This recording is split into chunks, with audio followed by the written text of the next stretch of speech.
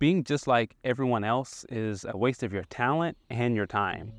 I mean, you want to fit in with others, you want people to like you, or in Maki's case, you want people to recognize and accept you. And I'm guessing that this sounds really familiar, right? Because it's true. We want to fit in and be just like everybody else. But the problem is we weren't built to be like everybody else. We were built to be ourselves. And that's why in this video, I'll be breaking down the growth of Maki Zenin from Jujutsu Kaisen and how she went from needing glasses to see curses in the first place to running the ones with the King of Curses himself, all while highlighting what I believe to be the key concepts to understand if you want to have a similar transformation.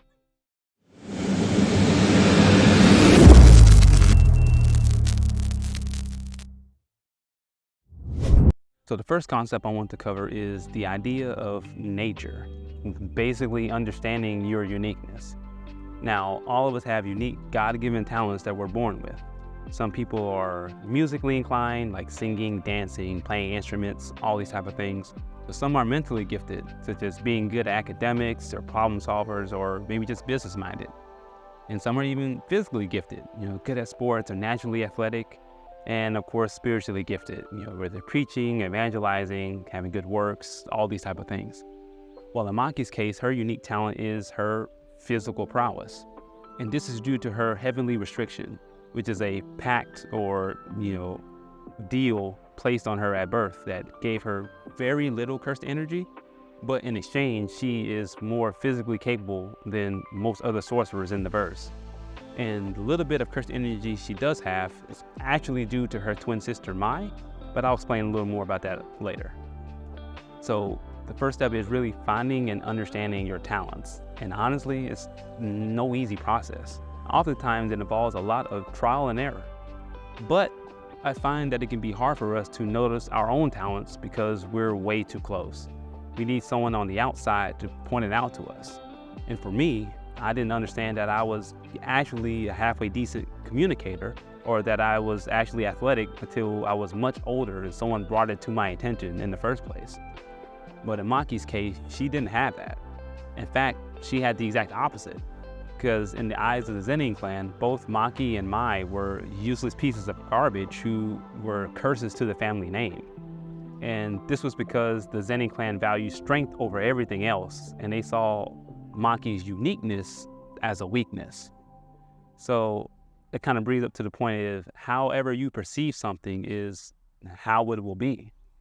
And because of this, Maki was never able to see the true value in her uniqueness, in her heavenly restriction. That is until Mr. Toji Fushiguro entered the chat. Now, Toji represented everything that Maki was not.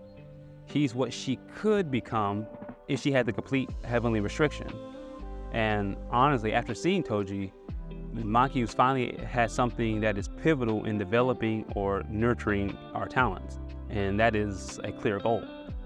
Now, Maki had her reasons as to why she wanted to be stronger, such as, taking over the Zenin clan and making it a safe place for her sister. But she never had a clear idea on what that really meant. And honestly, having unclear goals can feel as if you are making no progress at all. So for Maki, it seemed that no matter how strong she got, she was still falling short of other sorcerers around her. I mean, just take a look at what happened in Shibuya. So now Maki's goal was to be like Toji, but where did she start? You see, having a clear goal isn't really enough to improve yourself. It helps, but you also need an action plan of some sort in order to get from where you are to where you want to be. Or at least a blueprint. I think a blueprint would be a better idea. In Maki's case, it wasn't so much an action plan or a blueprint, but more so of a forced evolution. Because sometimes we don't improve or evolve unless we have to. And for Maki, it happened after Shibuya. So after Shibuya, she went back to the Zenin clan armory to gear up for the Culling Games. And that's where she and Mai were honestly just beaten within an inch of their life by their father and left to die. But it was there that Mai realized that she was the one holding Maki back, and that in order for Maki to become what she needed to be, Mai had to be left behind. In this case, it means death. Now for us, it's not the literal death of a person that we need to give up, but maybe it's the death of a relationship. Because honestly, there are people in your life who are only here for a season, and some more than that, hopefully the rest of your life, right? And I've always heard that you are the sum of the 5 people you spend the most time with. And that's true, because you take on aspects of other people's personality and things like that without even realizing it. So basically, if you want to be successful, you want to improve, you need to surround yourself with people who are successful and who are improving themselves. Now, I'm not saying to get rid of all your relationships, but maybe it's time to examine the ones that you do have and see whether or not they are uplifting you or they're tearing you down. Now, with the death of Mai, Maki was finally free of cursed energy completely and has finally reached the level of Toji, right? Well, yes and no. Maki had the body of Toji, but not the mindset of him. She did not know how to use her new strength to its fullest. And that is until our favorite nameless samurai and Kappa joined the fight. So fast forwarding to the Culling Games, we see Maki face off against the vengeful spirit Naoya. And she's having difficulties keeping up with him. And she was growing increasingly frustrated with herself because she did not know why she couldn't fight the same way Toji did. And oftentimes we can find ourselves comparing our progress with someone else's end goal.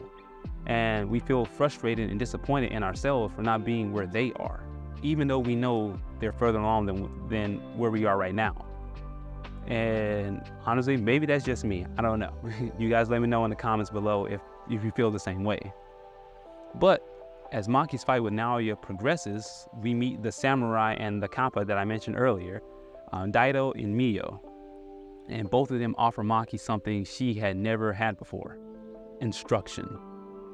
Now, Maki never really had a teacher, not because she was too prideful or that she thought she didn't need one, but it's really because the thought never occurred to her. She had always had to rely on her own strength because people always either just refused to outright teach her or were actively going against her growth in the first place.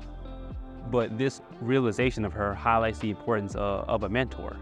Mentors are able to shorten your learning curve and help you level up your skills and talents in a much faster time. And if you want to learn more about why having a mentor is beneficial, then check out this video for a more in-depth look into mentorship and its benefits. Now back to Maki, because for her, these 2 weirdos honestly held the key to her transformation. Daido showed her what it means to see everything, and Mio taught her what that even means. He taught her how she could see everything for herself and to experience true freedom. Freedom of the doubts, freedom of the comparison, and truly honing in and focusing in on what makes her unique and different from everybody else. Now, after her training in the hyperbolic sumo ring, Maki finally achieved what she sought after: the strength and ability that would pretty much make her unrivaled in the jiu-jitsu world. She had finally reached Toji's level. But the journey doesn't stop when you reach the level you're aiming for. You will be constantly progressing throughout your life, getting better and better the more you lean into your own uniqueness and cultivate your talents. Now for Maki, it wasn't much about cultivating her talent anymore, but using it to its full potential. And this was mostly shown in her first fight and her most recent fight with Sukuna. And that's because the King of Curses commented that Maki really wasn't half bad in the fight, and that she was the first person to ever give him a role or something to prove, whether the pinnacle of jiu-jitsu or forsaking it completely was better. And Kenjaku, the brains of this entire arc, said that Maki is one of the 3 heavy hitters for the heroes, and that really she's one of the best ones they have to oppose them. Now, you may not have the superhuman strength like Maki, but you do have your own unique strength, your own unique talents. And your strength comes from your uniqueness and how you use it to its fullest potential. And it's not as simple as it sounds, but it is doable. The important thing is to keep moving forward and stop trying to be someone that you're not. And in case no one has ever told you this, I like you for who you are. And it's about time to start liking yourself too. Now get out there and own your story.